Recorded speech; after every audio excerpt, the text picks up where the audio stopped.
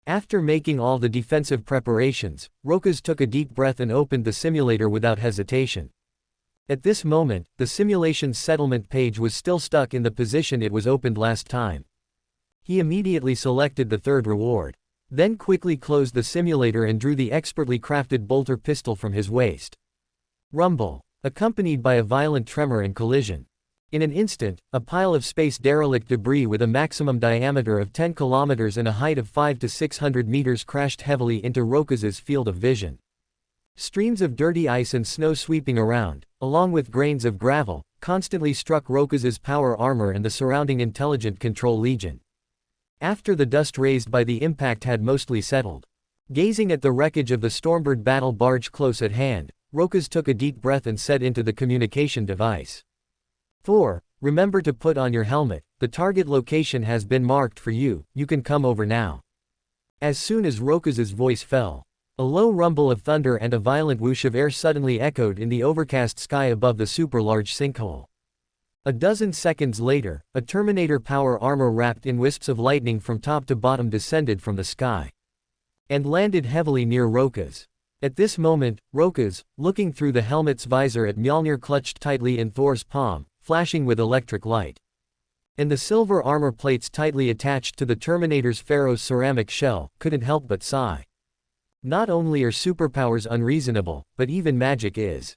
Thor, you actually put another layer of armor on the Terminator armor again. Haha. Brother Rokas, I just forgot that I was wearing this thing and transformed and flew over. I didn't expect it to actually work, and I also feel that the flow of energy in my body is smoother. Brother, I was wrong. I take back what I said before, I really like your protective gear. Whoa. Brother Rourke, where did you find this space junkyard? I don't remember the XI of the demons being connected to Midgard. Just as Rourke was suspecting that the Uru metal used to forge the Terminator's skeleton had given Thor a partial power boost. Thor, who had subconsciously turned his gaze, also instantly noticed the derelict spaceship nearby and couldn't help but shout. Just consider it my superpower. This is a derelict spaceship summoned from another dimension. It contains many technologies far surpassing Earth and even Asgard. Of course, there are also the metal monsters I described to you, they are called Necrons. Rourke, wearing a metal helmet, tightened his grip on the master-crafted bolter in his hand. And with the movement of his arm, 300 eager Carnifex servitors took the lead, diving into the fractured area of the derelict spaceship. A portion of the Carnifex servitors quickly began exploring and guarding the dimly lit interior space. Another portion of the Carnifex servitors wielded buzzing chainswords, beginning to vigorously cut through the entrance at the fracture. Thump, thump, thump. Just then, Thor, driving the Terminator armor, strode to Rourke's side. He rotated his rhombus-shaped helmet, looked down at Rourke in front of him, and said in a muffled voice. Brother, who's going to lead the charge? How about I do it? I remember you said the Terminator power armor's defense capabilities far exceed ordinary power armor. Neither you nor I need to rush to our deaths. The most dangerous work is naturally done by the mind-controlled Legion. Thor, you should still stay behind me as support, because you have no experience in dealing with Necrons, and I don't know how effective your magical lightning is against them. So, just be a mobile firepower fortress. The fire control system inside the helmet will help you aim. Alright then, I'll follow your command in all my actions. Rourke, slightly shaking his helmet, reached behind his power pack and drew out the phase blade. He drove his power armor towards the increasingly widened entrance of the derelict spaceship. Thor, entering battle mode, was very obedient. Like an eager and studious child, he drove the Terminator armor, closely following behind Rourke. A few minutes later, the entrance cut out by the Carnifex servitors was already large enough to barely accommodate the Terminator armor. Rourke didn't hesitate to command a squad composed of automated servitors and Carnifex servitors, initiating this exploration and excavation mission into the dimly lit interior of the derelict spaceship. He then led Thor at the very rear of the entire group. By Odin, the battle this spaceship encountered must have been extremely fierce. At this moment, Thor, turning his gaze around, inadvertently saw the tragic corpses of mortal crew members embedded in the metal passageways, and couldn't help but exclaim. Rourke, wearing a metal helmet, looked around. His deep voice was transmitted into the communication device.